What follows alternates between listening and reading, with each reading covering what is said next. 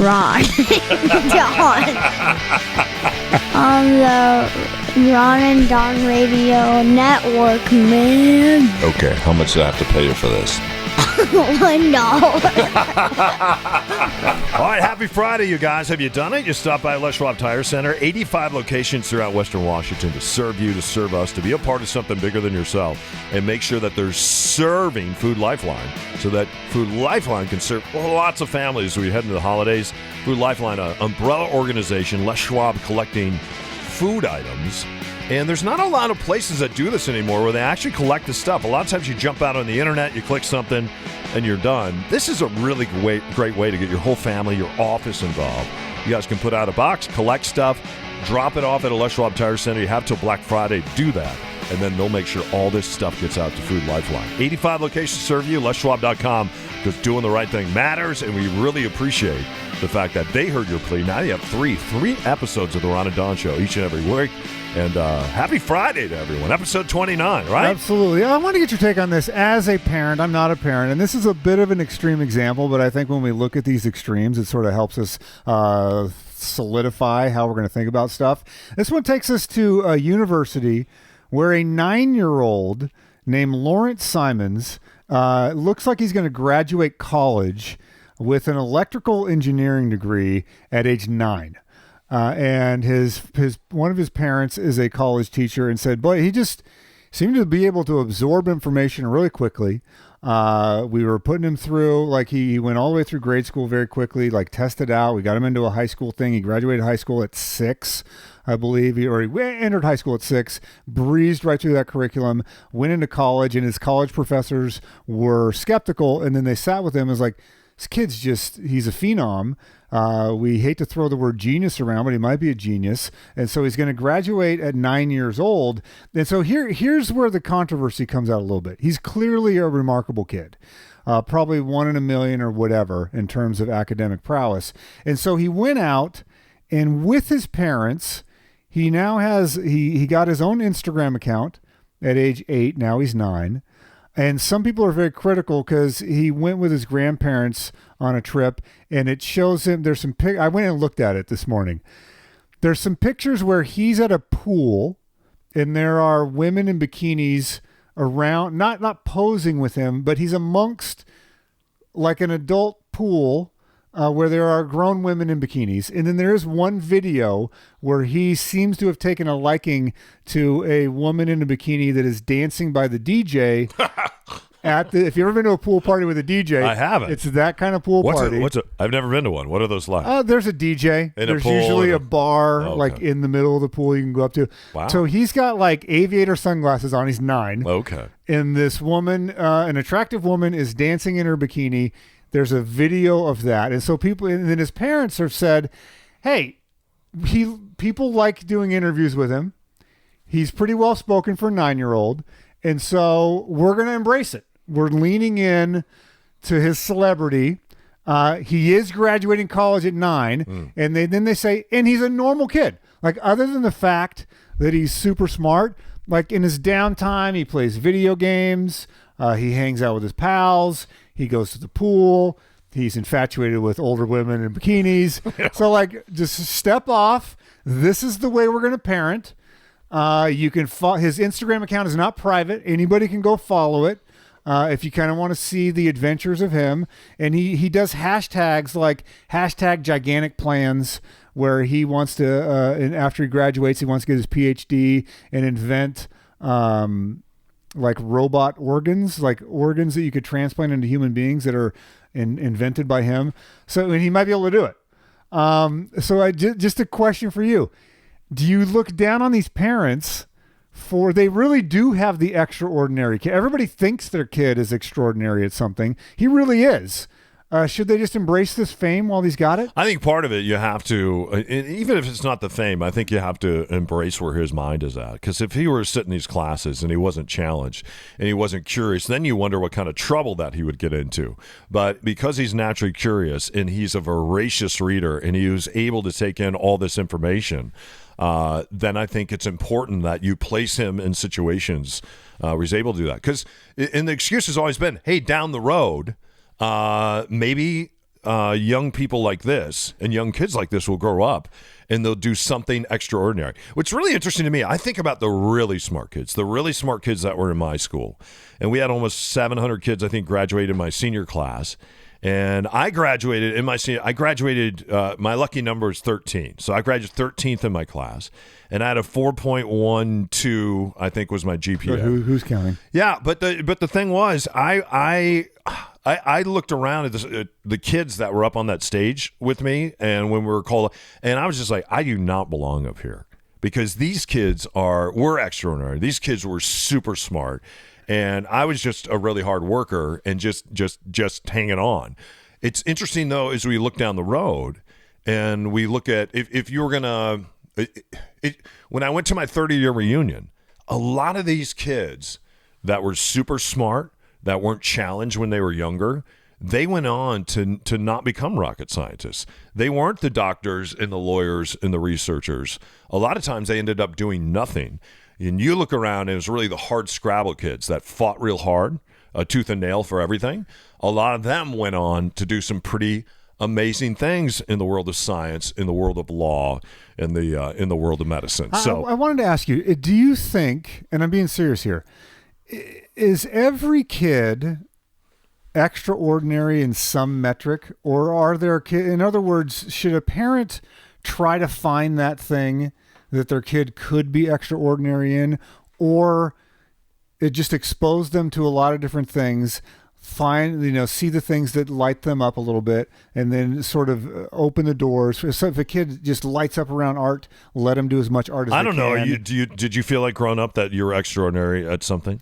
I thought that I was. What were you? Like I thought there was a time, and again when I was very young, like I thought I'm probably going to be a professional athlete. Like I really thought that it was like, oh, this could be a road for me. Like I'm going to go to every football camp that I can. I'm going to try to be, as good an athlete as I can. And for a while I could compete, and for a while I could make varsity, and for a while I could start. And then all of a sudden it dawned on me, it's like, no, I don't have the size, I don't have the speed. So I thought that I wanted to believe that I was extraordinary and that I could go to the next level, and I just couldn't. Yeah. And so that was hard to accept, but and nobody was there telling me that I couldn't. They're like, hey, just believe in yourself, work hard. Like maybe you could get a scholarship, maybe you could play college football. And then I realized that wasn't going to be the path for me. I thought I was going to be like the best long haul truck driver in the world. Are you joking right now? No. Yeah, my dad was a long haul truck driver, and when you're young, you want to do what your father does. And so when I was 5, 6, 7 years old, I had all these books of long haul truck drivers, and I used to dress like him. I told you that I used to pour gasoline on my jean jacket because I wanted to smell like diesel fuel. And gasoline doesn't smell exactly like diesel fuel. And my father was a chain smoker, so it could have ended horrendously, just in a great ball of fire one day. Such a Don O'Neill when I was driving in the truck with logic, because I would go on a truck driving. Let me pour gasoline on my clothes. Yeah. So anyway, I think the long and the short of it, you just try to expose your kids to as much as you can, and maybe one year they play baseball, and the next year they play soccer, and the next year after that, who knows? Maybe they're playing. Maybe they're playing frisbee. If your 10-year-old thinks a bikini dancer is cute, let him take a video for his Instagram account. Wow. Not that.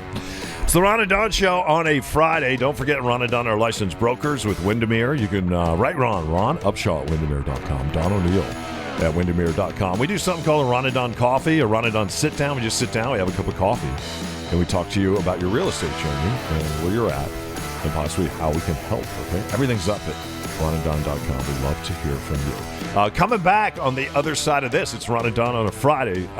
What is this? Yeah.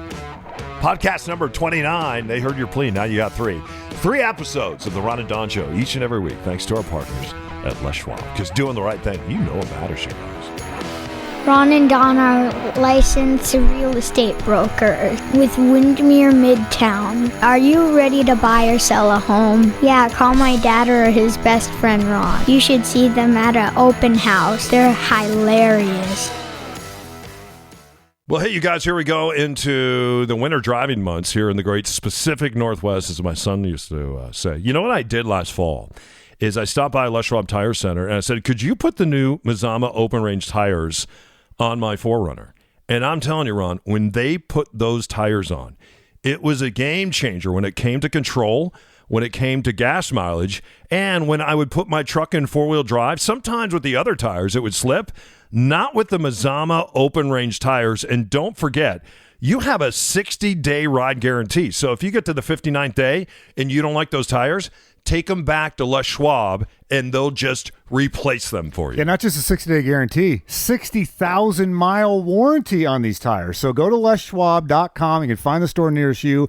Head on in there. If you need some traction, you're concerned about winter driving, you're going to go snowboarding, skiing, you're going over the passes this winter, this is what you need to do. Yeah, and if you're in a passenger vehicle, which a lot of you are as you're listening to the Ron and Don podcast, you can choose the Mazama Reputation tires. Those are great too. That's all season traction. They are quiet. They are comfortable. And you get that 70,000 mile warranty. So what are you waiting for? Visit leschwab.com. That's leschwab.com for more information about these amazing tires. And I can't endorse them enough. Les Schwab, let's say it together. Doing the right thing. You know it matters.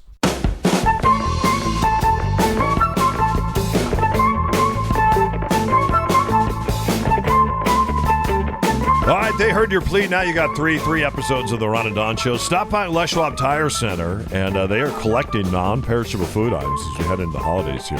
Now through Black Friday, just drop off a non-perishable food item. They'll make sure it gets to Food Lifeline. Food Lifeline, an umbrella organization, they'll make sure that food is distributed throughout Western Washington and really throughout the state. All right, leschwab.com to find that location near you. Mention Ron and Don when you stop in, and they'll really come running out if the guys aren't busy. How about that? All right, so I ripped a couple headlines that are real estate related. I love to get your takes on these because you follow it so closely. First one, this is on the front page of the SeattleTimes.com this week. Big picture, and it showed a crane lifting a prefabricated house, part of the block project, into a backyard on Beacon Hill. And so the headline says, more Seattleites are housing homeless people in their backyard, but it's hard to find the right fit. And so the block project, that we've been hearing about this for a long time. And so initially the pitch was, we're going to partner with residents all around the Pacific Northwest. We're going to put this micro house in their backyard and then team up with them to screen a homeless person, get them in there, get them back on their feet, and then it's going to be a net positive for everybody. This there's only been 130 families expressed interest at the outset of this program. This one that went, and that was several years ago. This has been micro house number 9 that got installed, and only 4 of the 9 actually have residents in them. Don, it's 125 square feet. It is clad in metal, like metal siding and a slanted metal roof. They pick it up, they assemble it in a factory, drive it to your house, pick it up over the house with a crane, set it down on a foundation that you've already built, and then they will screen a homeless person to come, and now that will be their home in your backyard. Yeah, and if you try to scale that, as you can see, I mean, everybody's intention is in. I really believe our intention here in Seattle and the surrounding areas, our hearts are in the right place. But sometimes our hearts get in the way, and it's one of the reasons why I have so many people living in tents and living in parks. I just have to say this, when you're talking about homeless people getting back up on their feet, some people aren't going to get back up on their feet. That's not going to happen. So I don't know who we're screening, but if people come to homelessness for all different reasons, and I think we need to embrace that and understand that. And maybe a mom who has gone through some domestic violence and has kids and they had to flee. That's completely different than somebody else that has come back from Iraq and Afghanistan, and they were deployed 15 to 20 times, and now they've come home and they are angry.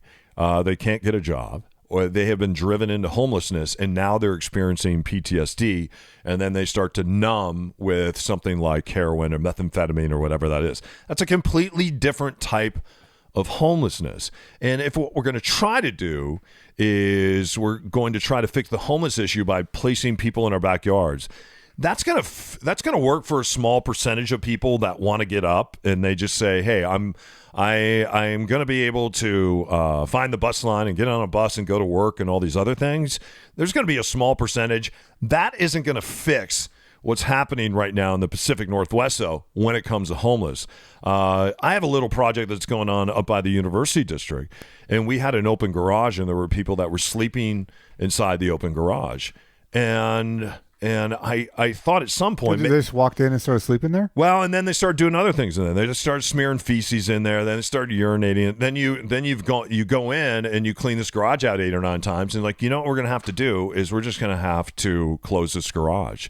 And that's what we had to do. Had to close the garage because people were going in there and doing stuff that you just don't feel like cleaning up 8 or 9 times. My thing on this is, like, if you have a factory... I think it's very hard to scale that. It's hard. I bless the people that are willing to open up their backyard and to do this program. The people that are enthusiastic about block, more power to you. That's awesome. However, if you have a factory that can churn these out, and they really... 125 square feet is not a big footprint. What is that, 12 by 10? 12 and a half feet by 10 feet. That is about the size of an average bedroom. So we're not talking about a big unit here. I know they're cleverly designed. If the city wants to make a dent in this, take a piece of property that is city owned, and it can be under a bridge or it can be somewhere near mass transit, and put in 300 of these and then make a hub where you have services. Come on, where they've done this in Licton Springs, for instance, up in North Seattle, not with these type of houses. Up by Northgate. They've done it with a shed. These are not sheds. Well, you have to think what happened in Licton Springs, though. Because it was unsupervised. You didn't have that hub center where you have a full-time... When you supervise, people don't come. All right, and Mayor Murray did this. That's a fair point. That's a fair point. He built these RV parking lots, and nobody came because they were going to be supervised and there were going to be rules. If it's in your backyard, and then you're like, oh wait, I signed up for block project. This person moved in, and now there's drug paraphernalia in my backyard. It's been going on for years. They built 9 of these. There's only 4 families that are living in these. This is not going to work over time. Okay, so second story ripped from the headlines, and this is happening with Apple. Apple's building a branch here in Seattle. But this is for their one in California. Also, Amazon has been under pressure for this. Apple has set aside $2.5 billion to address affordable housing, but not for the people we just described. This is for workers. So and part of it is for, not the entire amount is for workers, but part of it, and Amazon's been under pressure for this as well. Do these big billion dollar companies that rock through the stock market and are in the Fortune 10 around the world, do they owe it to communities to build housing for their workforce in the cities where they are? So if you're not an Amazon executive or an Apple executive, but if you work at the Apple store or you're pulling packages for Amazon, do they owe it to you and your friends and your coworkers to have some sort of infrastructure for housing in the city where you're living and working? Should there be an Apple apartment building or an Amazon apartment building in downtown Seattle with subsidized pricing for their employees, for their workforce? They're only going to do that if that makes dollars and cents for them. So if it means that if we're going to have free chocolate milk like Microsoft did in the early days, or we're going to have free ping pong. Amazon gives away the free bananas at the banana stand. Whatever that is, if it makes the worker happy, if the worker's happy and they're working more and they're working for us and not for the other guy, then of course they're going to do that. And call that subsidized housing. I'm calling that a smart business decision. Haven't you always said that you want to meet the person in your neighborhood that's the firefighter and the teacher and the guy that works at the Amazon warehouse, and not just one swath of people that all your neighbors just happen to be high-tech white-collar jobs? We want that mix of people? Yeah, I've had that mix. I know Steve, hopefully you listen right now, Steve Martin, Engine 20, right down the street from me. He's my firefighter. I think it's interesting. So this experiment with Apple is $2.5 billion. They've set it up as a fund, and it has sort of some different moving pieces. But I think the people are watching this closely, and they're going to see, how does this work? Like, what's the impact going to be? And as they scale this thing out and deploy all the money in Cupertino and around those areas, will other businesses then feel that pressure? And will they say that they want... Sorry, my phone's ringing. Oh. Will they be under pressure for like a Microsoft or an Amazon to do the same exact thing? I think that's just Bezos calling it. Yeah, right now. exactly. He has an opinion about that. So. I even had it muted. I don't know where it was ringing. All right. Hey, make sure you stop by Les Schwab Tire Center. 85 locations to serve you, and they are collecting food for Food Lifeline right now as we head towards Black Friday. Also, don't forget a Ron and Don sit down. He's Ron, I'm Don, and we are licensed realtors at Windermere. In fact, we'd love to be a part of your biggest life's decision. All you have to do is write Ron Upshaw, Windermere.com, Don O'Neill at Windermere.com. And don't forget, this show now drops 3 times a week thanks to our new partnership with Les Schwab. Wednesday, Thursday, and Friday. Hit the subscribe button, right? That's right, absolutely. You can find us at ronandon.com or the podcast player of your choice, whether you're Apple or Android. We're on pretty much all the major ones. Subscribe and give us a star rating and a comment. That really helps the algorithm. Keep your head up, your shoulders back, and we'll see you right here next week. It's the Ron and Don Show, only on the Ron and Don Radio Network. Hey, you know what? They heard your plea. Now we have three episodes of the Ron and Don Show. That's thanks to Les Schwab. Every Wednesday, Thursday, Friday. And don't forget, as we're heading into winter driving season, Ron, you just experienced this on one of your real estate journeys. Yeah, right? I had to drive over to Chelan, or I got to drive to Chelan, and 2 mountain passes.